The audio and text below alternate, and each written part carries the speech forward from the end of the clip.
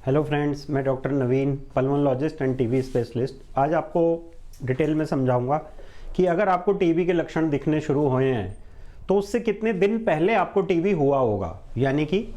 TB का bacteria आपके शरीर में एंटर किया, उसके कितने दिन बाद आपको टीबी होगी। और अगर आपको टीबी का एक्सपोजर हुआ मान लो और आपको पता चल गया कि हाँ हमको ये एक्सपोजर हुआ होगा, तो आप वो ऐसे क्या काम करें जिससे आपका जो टीबी का बैक्टीरिया अंदर गया है वो टीबी डिजीज़ ना कर पाए। क्योंकि ये वीडियो एंड तक ज़रूर देखना, इसमें आपको एक बहुत इंपॉर्टेंट लेसन मिलेगा कि अपने आप को टीबी होने से बचाएं कैसे। क्योंकि जब आपको ये पता चल जाएगा कि जब टीबी का बैक्टीरिया शरीर में एंटर करता है तो कौन से कारण होते हैं जिससे टीबी हो जाती है, जब आपको ये चीज़ें पता रहेंगी, उसकी पैथोजेनेसिस पता रहेगी कि बैक्टीरिया अंदर जाके क्या करता है, तो आप टीबी को होने से कुछ हद तक रोक भी पाएंगे। तो शुरू करते हैं आज का ये वीडियो कि अगर टीबी के लक्षण आपको दिखाई दे रहे हैं तो और आपकी टीबी डायग्नोस हो गई है तो कितने दिन पहले आपको वो टीबी के बैक्टीरिया का एक्सपोजर हुआ होगा। उसका आंसर है 2 to 12 वीक्स, यानी कि 2 हफ्ते से लेके 12 हफ्ते के बीच में टीबी का बैक्टीरिया आपके शरीर में एंटर किया और उसके बाद आपको टीबी हुई, यानी कि टीबी के लक्षण दिखने शुरू हो गए। जब आप डॉक्टर के पास गए, उन्होंने आपका एक्सरे करवाया, बलगम की जांच करवाई या सिटी स्कैन, ब्रोंकोस्कोपी, या बलगम में टीबी का बैक्टीरिया दिख गया और आपका टीबी का डायग्नोसिस बन गया। तो इस प्रोसेस में लगते हैं 2 से 12 हफ्ते, और इस प्रोसेस का जो टाइम होता है उसको बोलते हैं इनक्यूबेशन पीरियड। तो ये कोई भी वायरस हो, बैक्टीरिया हो, कोई भी माइक्रो ऑर्गेनिज्म हो, जब वो बॉडी में एंटर करता है पहली बार और जब पहली बार लक्षण दिखाई देते हैं, उसके बीच का जो गैप होता है टाइम का, उसको हम बोलते हैं इनक्यूबेशन पीरियड। तो टीबी में ये होता है 2 से 12 हफ्ते, यानी कि बहुत कम टाइम भी हो सकता है 14 दिन का, और बहुत ज़्यादा भी हो सकता है 12 हफ्ते तक का टाइम। तो ये किन चीज़ों पर निर्भर करता है, आइए जान लेते हैं। जैसे टीबी का बैक्टीरिया होता है वो एक रॉड शेप बेसिलाई होता है, रॉड शेप बेसिलाई, ठीक है। तो जब हम ये बैक्टीरिया माइक्रोस्कोप में देखते हैं तो देखने से पहले जो मटेरियल होता है, जैसे कि बलगम, कोई भी बॉडी के सिक्रीशन, बॉडी का फ्लूइड, हम स्लाइड पे मटेरियल लगा लेते हैं और उसमें एसिड फास्ट बेसिलाई स्टेनिंग करते हैं, बैक्टीरिया की एसिड फास्ट बेसिलाई स्टेनिंग करते हैं, वो माइक्रोस्कोप में देखते हैं तो हमको ये पिंक कलर का रॉड शेप बेसिलाई माइक्रोस्कोप के अंदर दिखाई दे जाते हैं, बहुत सारे पड़े हुए। तो हम इसको बोल देते हैं कि AFB पॉजिटिव, यानी कि जो स्लाइड है वो एसिड फास्ट बेसिलाई पॉजिटिव है। तो ये पॉजिटिव क्यों होता है सैंपल, ये मैं आपको बताता हूं। जैसे कोई भी बैक्टीरिया, ठीक है, बॉडी में एंटर किया, ये बैक्टीरिया को मैं बना रहा हूं ब्लू कलर से, तो ये रॉड शेप बैक्टीरिया होता है टीबी का, और जो टीबी डिजीज होती है वो इसी बैक्टीरिया से होती है, और इस बैक्टीरिया का नाम होता है माइकोबैक्टीरियम ट्यूबरकुलोसिस बेसिलाई।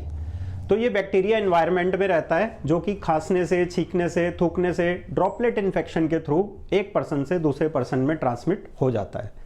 तो जब ये दूसरे पर्सन के अंदर ट्रांसमिट होता है, जैसे आप खाली पेट हैं, बस में, ट्रेन में ट्रैवल कर रहे हैं, या आपने पब्लिक टॉयलेट यूज़ किया है, ठीक है, जहाँ पे कोई टीबी का पेशेंट, जिसकी टीबी की दवाई चल रही है या जिसके बलगम में टीबी का बैक्टीरिया पॉजिटिव है ये वाला, वो वहाँ पे खांस के, छींक के या थूक के गया है, तो बैक्टीरिया वहाँ पे इन्वायरमेंट में घूमते रहते हैं, ठीक है, कुछ देर तक घूमते रहते हैं, कुछ टाइम बाद वो डेड हो जाते हैं। गर्मी बहुत ज़्यादा हो